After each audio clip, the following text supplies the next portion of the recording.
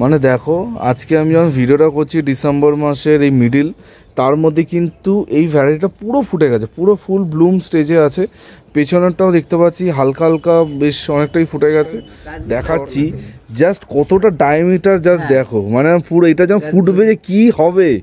ঠিক আছে, স্বপনদার ছাদে একটা ফ্লাওয়ার শো হবে, এটুকু বলতে পারি। ঠিক আছে, কোথাও যেতে হবে না, স্বপনদার ছাদেই কিন্তু ফ্লাওয়ার শো হবে।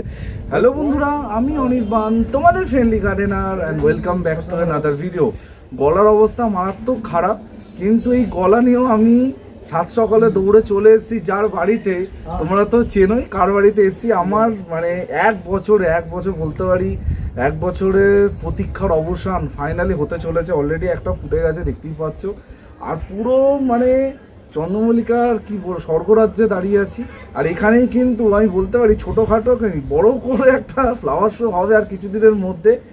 জাস্ট দেখো কত কত কুড়ি। আর আমি বেশি কিছু বলতে পারছি না, স্বপনদার অসাধারণ কীর্তি, সেই কীর্তি স্বপনদা করেছে। আর দীর্ঘ এক বছর ধরে সেই কীর্তি কিন্তু তোমাদের সামনে আমি তুলে ধরার চেষ্টা করেছি, তোমাদের শেখানোর চেষ্টা করেছি যে কী করে সুন্দর ও সহজে চন্দ্রমল্লিকা সিন্ডারে করা যায়।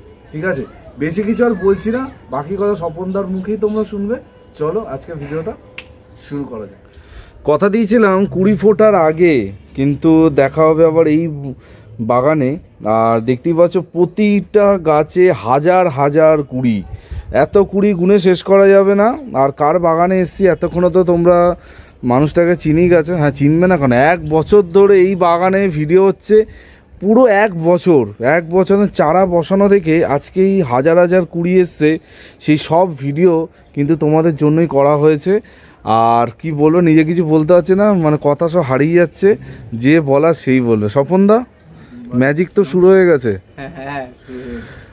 তো মানে এক বছর এই ছাদে আসা যাওয়া, ছোট 4 ইঞ্চি টপ থেকে আজকেই হাজার হাজার কুড়ি, মানে একটা কিন্তু নতুন কিছু একটা হলো আমার চ্যানেলে প্রথমবার। ঠিকই বলেছি।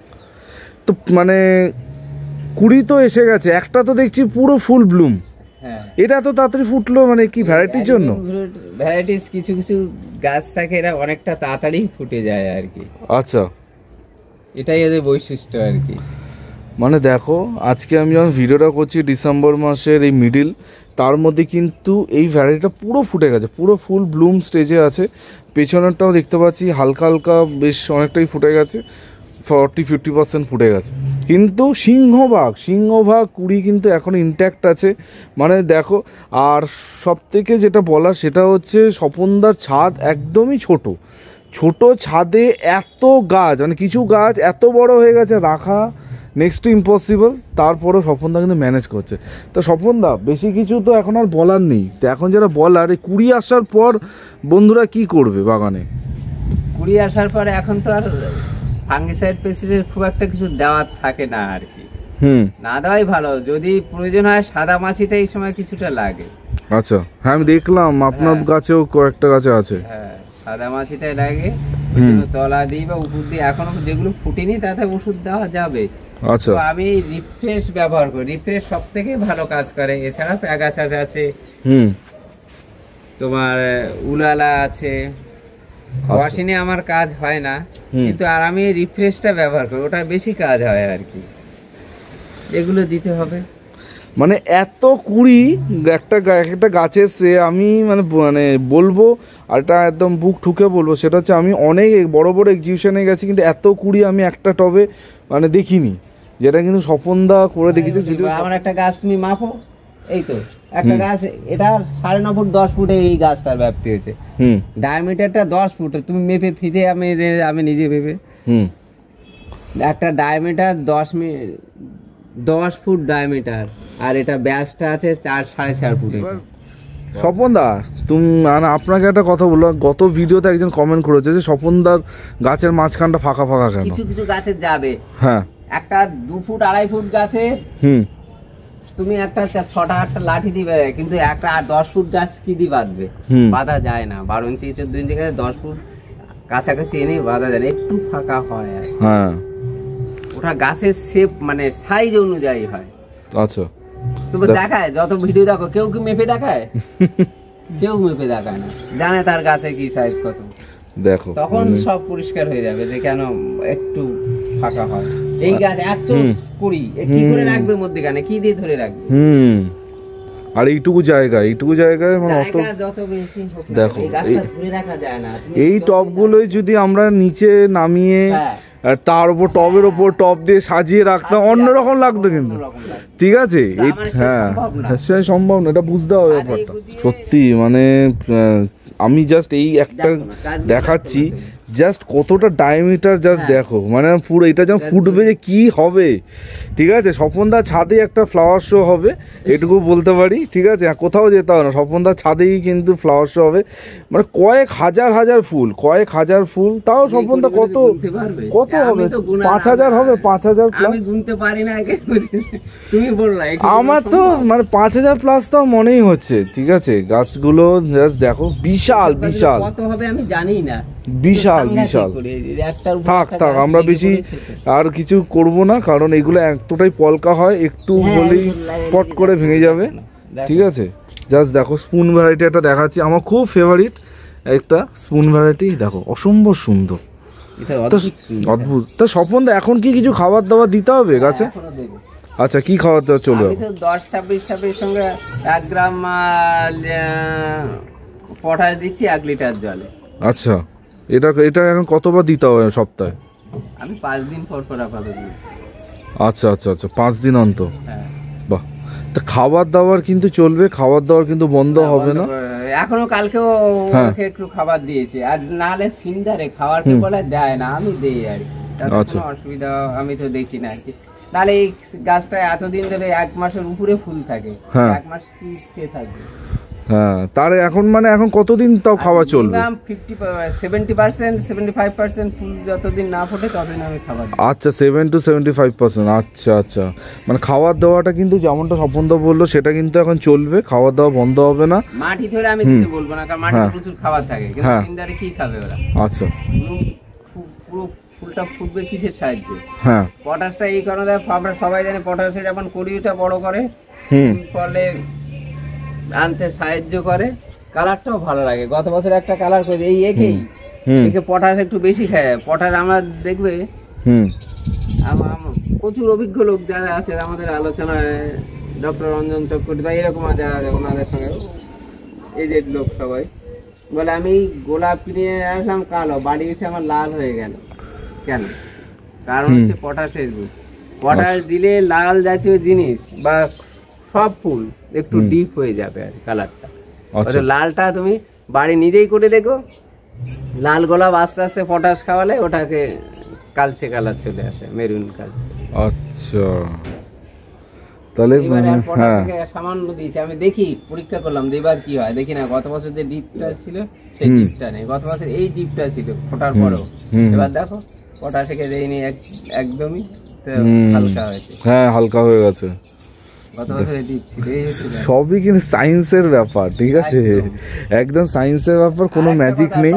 আমাকে তোমার কমেন্টটা দেবে, আমাকে বলছে যে এনপিকে আর সুফলা কেউ মানে বুঝতে পারছে না, ঠিক আছে? আচ্ছা এনপিকে যা সুফলা থাকে, এনপিকে হচ্ছে নাইট্রোজেন, ফসফরাস আর পটাশ, আর সুফলা তো তাই থাকে। এটা অনুপাতটা আমরা সুফলা তো মেইনলি 10-26 কে বলে। হ্যাঁ না সবই সুফলা, সবই।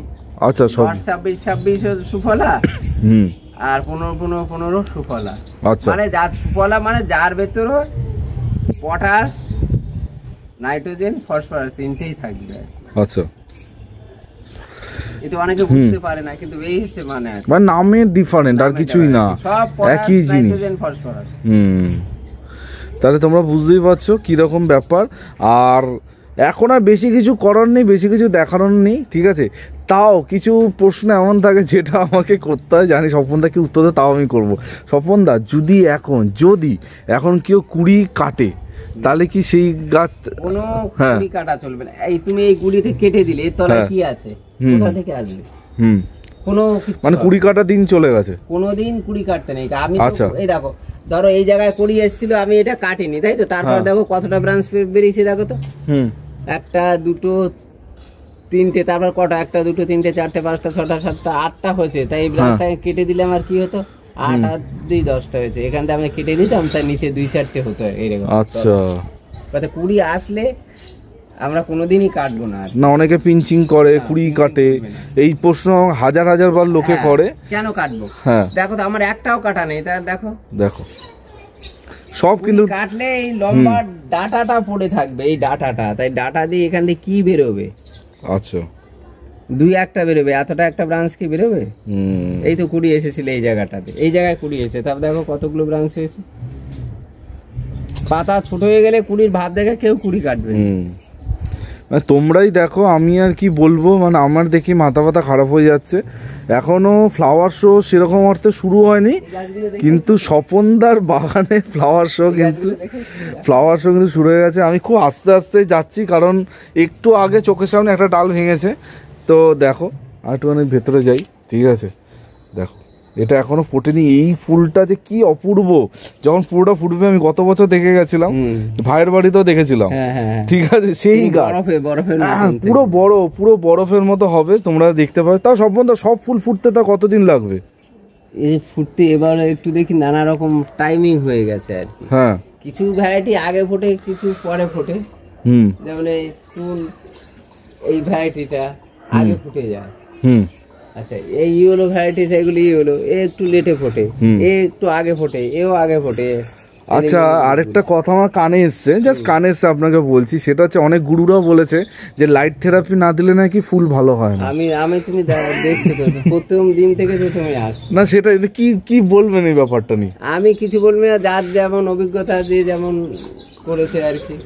স্বপনদার ছাদে কাজ করলাম, কোথায় জায়গা আছে, কি লাইট থেরাপি, আমি সহজ সরল ভাবে যেটা করা যায় সবাইকে সেটাই। স্বপনদার বাড়িতে আমি দীর্ঘ 1 বছর কি তার বেশি হয়ে গেছে আসছি, আজ পর্যন্ত স্বপনদা লাইট থেরাপি কি টর্চ লাইটও এর উপর ফেলেনি। তারপর গাছের কন্ডিশন তোমরা দেখছো, এগুলো তো এখন ফোটেইনি, এটা একদম ফুটে গেছে, জাস্ট মানে পাগল করা। কি লাইট থেরাপি হচ্ছে পুরোটাই কিন্তু সানলাইট, একদম পুরো ন্যাচারাল। সকাল থেকে সন্ধ্যা পর্যন্ত যদি সানলাইট থাকে, হ্যাঁ, পুরো লাইট তো আমি দেই না এখন। দেখো যে যা অভিজ্ঞতা করেছে তার, আমি তো কারোর কিছু বলতে পারি না।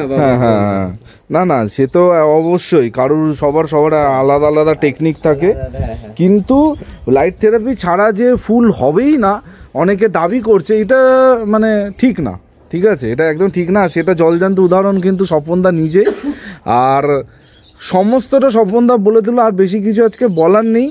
যেটা বলবো সেটা হচ্ছে সামনে আর 15-20 দিন পর এখানে কিন্তু একটা পুরো ফুলের উৎসব হবে, আমি তো বলতে পারি।